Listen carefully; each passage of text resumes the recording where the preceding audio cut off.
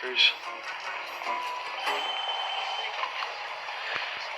I make it a rule not to. That I am so glad that I don't work here. Here to talk about his shattering medical diagnosis, so that anyone else who receives the same news will know they're not alone. Take me back to the first thing that made you concerned, worried, baffled. Where did it begin? I started experiencing some weakness in my right hand. And I didn't really think anything of it.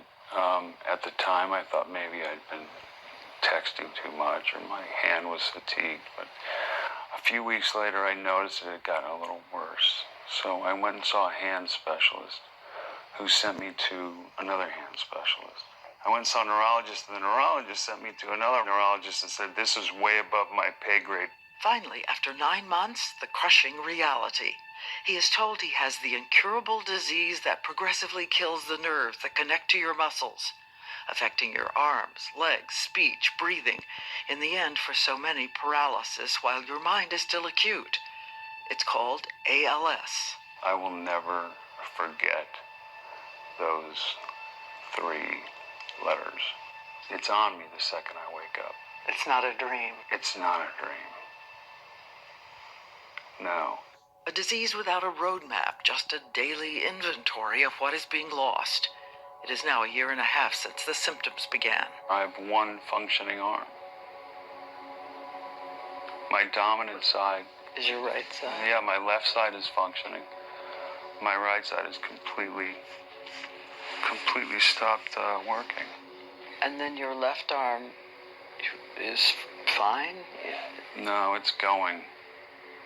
Yeah, I feel like maybe a few more months, and I won't have my left hand either. It's sobering. He says he's walking fine, but thinking about his legs. Is that what you're worried about? Next to leg? Yeah, I'm worried about my legs. And always on his mind, his family with actress Rebecca Gayheart. The couple once separated, but now are close. Their 2 daughters are 13 and 15 years old. What's it been like to see him kind of be so open with his fans during all this? Well, that's just who Eric is. I reached out to him via text to tell him that, we're praying for him and that he's not alone in this battle. He got back with me and he'll call me Pick. He said, Pick, I love you. And it's close to me as well because my longtime agent of over 35 years passed away from ALS. It's been almost 2 years ago now, and I was actually with him when he disclosed his diagnosis. So it holds a very special part for me.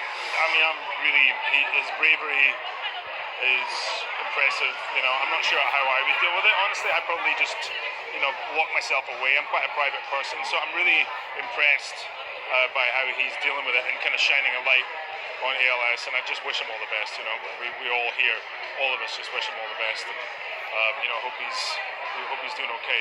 I've not seen him in a while, but I know Ellen has. So yeah, I'm really humbled by what he's doing, and I think it's a great message to be really putting himself out there in that way. It's very brave.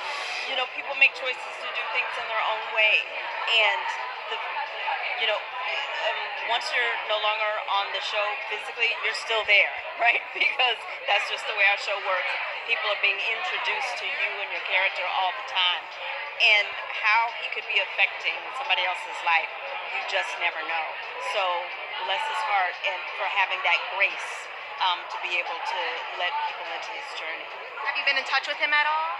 Well, right at the beginning, we all did a reach out. We are the pillows and comforters for, our show community. And it's always like, what do you need? Where do you need us? We wish him the best. For me, this is the bravest thing I've ever done. And it's scary as hell.